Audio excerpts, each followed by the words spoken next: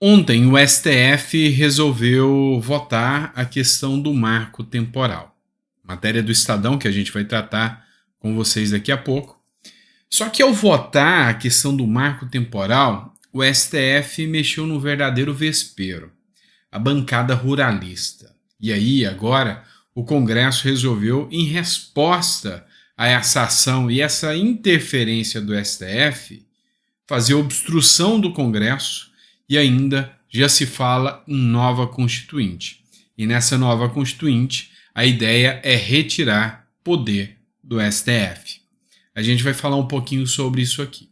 Também nós vamos falar da questão da Gleisi Hoffmann, que defendeu abertamente o fim da justiça eleitoral. Eu já falei sobre isso no editorial de ontem, mas hoje eu vou citar com vocês aqui a reação do ministro Alexandre de Moraes e qual é o ponto de vista das pessoas em relação a essa situação da Gleisi Hoffmann, se é que a gente pode dizer assim. Também a gente vai falar do 8 de janeiro. Ontem, o Wellington Macedo prestou depoimento. Não falou nada, mas lhe foi feita uma proposta indecorosa. E a gente vai falar um pouquinho dessa situação aqui também com vocês. Então, muita atenção nessa hora, é sempre um prazer ter vocês aqui. Se você puder se inscrever, curtir, compartilhar, isso ajuda muito, tá? Bora lá, nossa meta é 1,5 milhão de seguidores. Eu sei que a gente consegue chegar lá, beleza? Vamos chegar na matéria? Dá uma olhada. Estadão urgente, isso aqui foi de ontem, terras indígenas. Maioria do STF vota contra o marco temporal e libera a demarcação de áreas sem limitação de prazo. O Supremo Tribunal Federal formou maioria para derrubar a tese do marco temporal na tarde desta quinta-feira, dia 21. Com o voto do ministro Luiz Fux, o placar foi a 6-2, contra a proposta que diz que povos indígenas só poderiam reivindicar terras que ocupavam em 5 de outubro de 1988, data da promulgação da Constituição. Vamos lá, vamos entender um pouco mais essa questão do marco temporal, e aí eu vou trazer para vocês a resposta do Congresso em relação a isso. Primeira coisa, esse voto agora não é por acaso, não é aleatório. Rosa Weber. A Rosa Weber quis colocar essa votação como uma das últimas de grande, vamos dizer assim, de grande repercussão, e ela tinha dito já abertamente que ela queria participar desse e de um outro, o do aborto. Ela queria deixar a marca dela. E aí, o que é essa questão da demarcação de terras?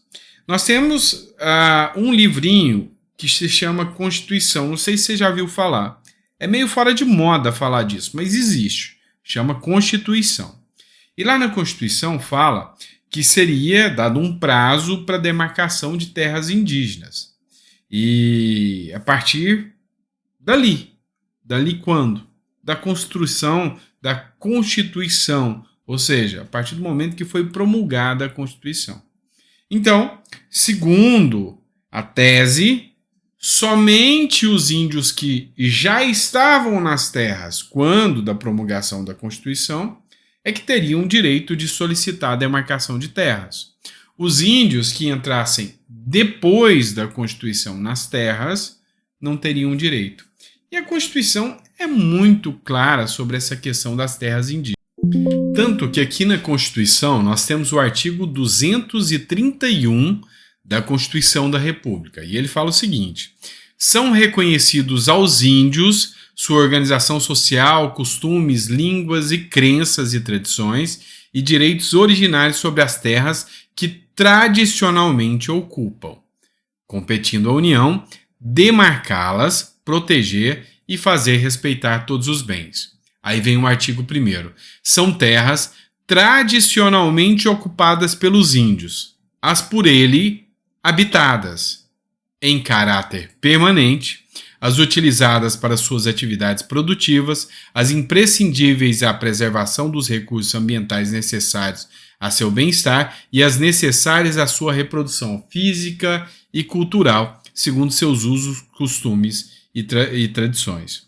Então são terras tradicionalmente ocupadas pelos índios, as por eles habitadas. Quando?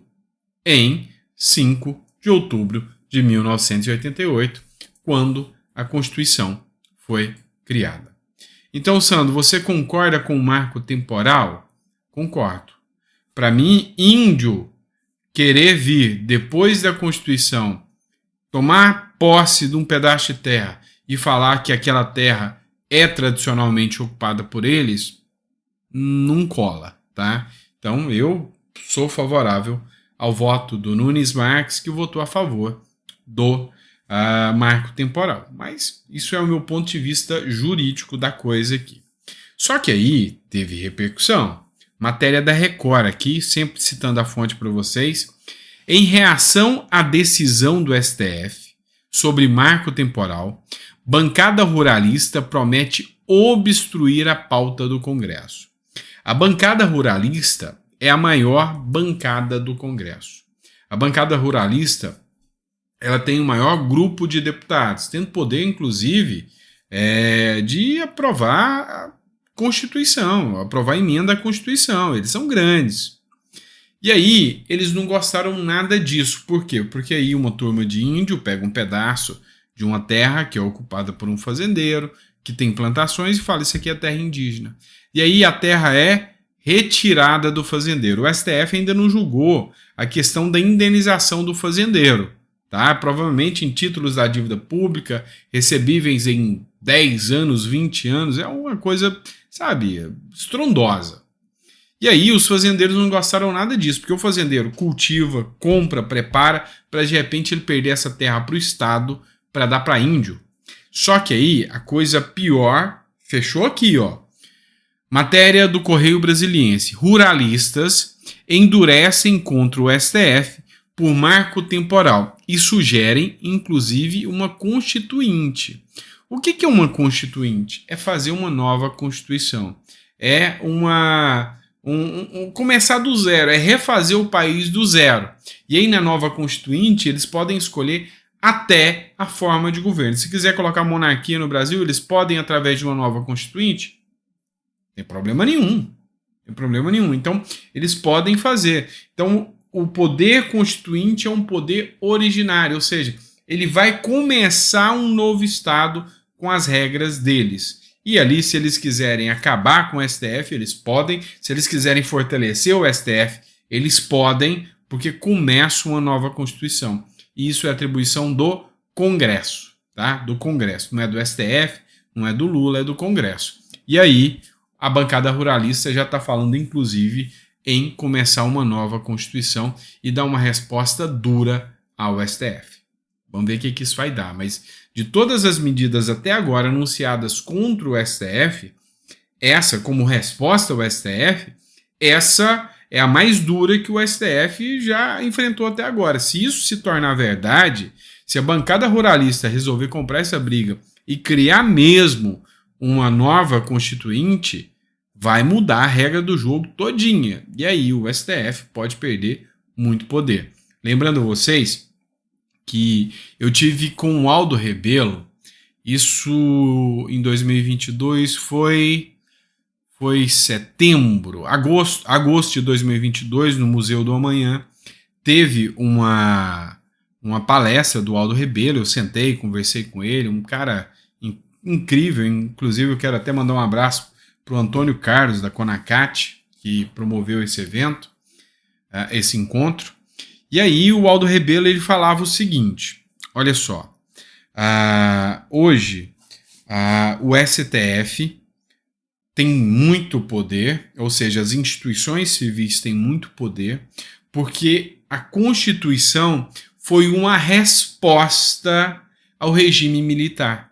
Então deu-se poder a órgãos como o Supremo, deu-se poder ao Congresso, para que os militares não tivessem tanta força.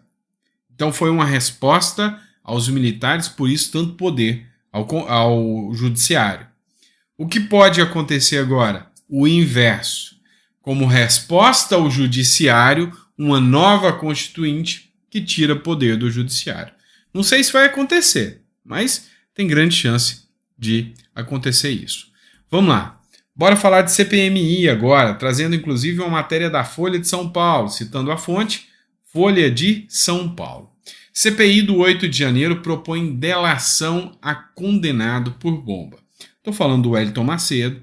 O Wellington Macedo teve o direito do Barroso de ficar calado, ficou calado durante a CPMI. O Wellington Macedo, que foi condenado, ele que é jornalista, por ter divulgado o vídeo lá do Sérgio Reis, você deve lembrar daquele caso, convocando para o 7 de setembro de 2021. Isso aí foi preso por causa disso. Depois acusou-se o Wellington Macedo de ter participado do caso do atentado à bomba, inclusive foi condenado por isso, o George Washington lá condenou ele. E agora a Elisiane Gama, imparcial demais, que vocês sabem como que ela é, propôs que, assim como o Mauro Cid, caso ele queira propor uma delação premiada, ele poderia ali, inclusive, até sofrer ou receber algumas benesses, ou seja, se livrar da cadeia, uma vez que ele está preso. Aí a gente pensa, delação premiada para quê? Para colocar o Bolsonaro na história. Igual o caso do Mauro Cid lá, que falou que o Bolsonaro conversou com os militares para aplicar o golpe. E aí o pessoal da esquerda está regozijando por causa disso. A Amanda Klein, eu estava assistindo, ela falou, agora o Bolsonaro foi pego. Agora sim, a prova cabal de que Bolsonaro queria dar um golpe. Qual é a prova? A fala do Mauro Cid. E que prova sem demais documentos não se justificam. Até o Mamoedo resolveu colocar a camisa vermelha, o boné do MST e sair para comemorar a fala do Mauro Cid, falando que agora o Bolsonaro vai ser preso. Então o Mamoedo, para quem não sabe, é o líder do Partido Novo. Então resolveu, ele que fez campanha para o Lula, resolveu falar que Bolsonaro agora vai para a cadeia. E aí, mudando de tema agora, vamos fazer uma matéria aqui do Estadão, vamos tratar dessa matéria. A Gleisi Hoffmann defendeu o fim da justiça eleitoral ao criticar multas aplicadas a partidos morais, rebate. Então, ontem, quando eu trouxe essa matéria, eu reverberei essa matéria para vocês, a discussão até então era a fala da Gleisi Hoffmann dizendo que a justiça eleitoral tem que acabar. E aí o que eu vi de gente nos comentários dizendo, eu não sou petista, mas concordo com a Gleisi que a justiça eleitoral não está com nada. Eu vi muita gente tecendo comentários como esse. E aí, a grande discussão, a grande crítica aqui é a resposta do Moraes. Moraes repudia críticas de Gleisi sobre a existência do TSE. De novo, matéria do Correio Brasiliense. O Tribunal Superior Eleitoral, TSE, emitiu nesta quinta-feira, dia 21/9, uma nota em que repudia a declaração do presidente do Partido dos Trabalhadores, da presidente, a deputada Gleisi Hoffmann, que fez críticas sobre a existência da justiça eleitoral no Brasil. As falas foram feitas na quarta-feira na Comissão Especial da Câmara dos Deputados, que analisa a proposta emenda de Constituição, PEC da anistia. Vamos lá, vamos entender. A única resposta foi uma nota de repúdio. E a crítica parou aqui. Imagina se fosse um bolsonarista. Imagina o Bolsonaro criticando a existência do TSE e falando que o TSE tem que ser repensado. Imagina o Moro ou o Deltan Dallagnol falando, olha, o TSE tem que ser repensado. A resposta seria diferente. Então, a crítica, principalmente dos apoiadores do Bolsonaro, foi que não há uma imparcialidade e que, quando é deles, é um mero teatro. E a discussão foi efetivamente isso, que foi um mero teatro, tá? Um mero teatro.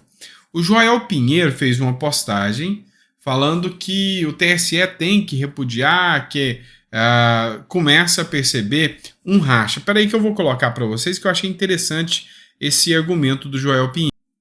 O Joel Pinheiro, ele republicou aqui a matéria da Folha, né?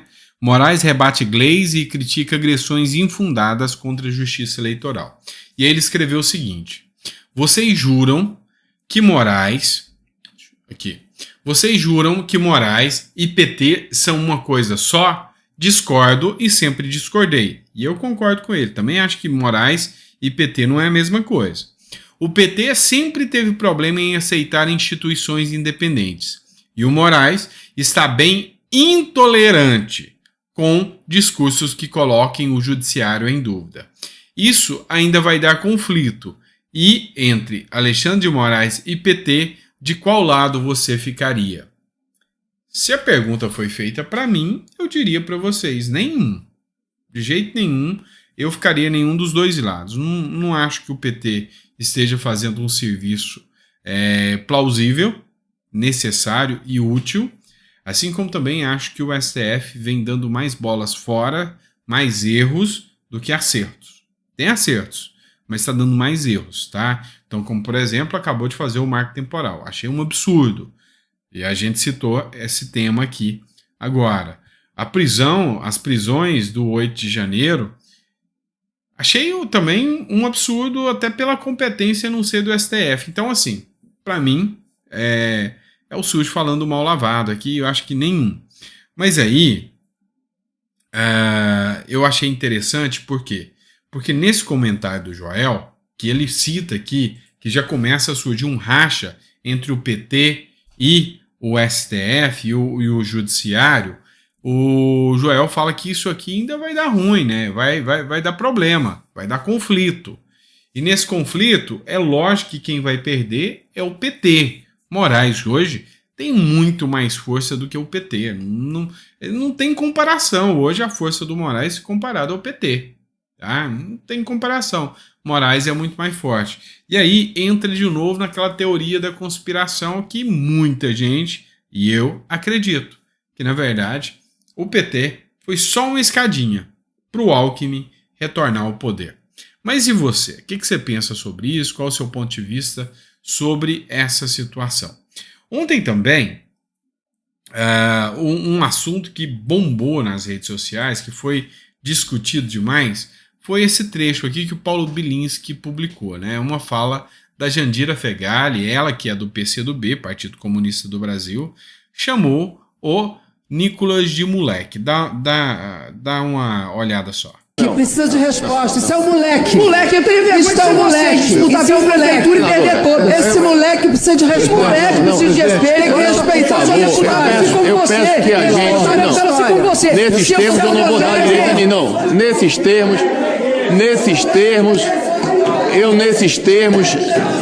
termos não será concedida a palavra. Não vou dar a palavra, não. Nesses termos.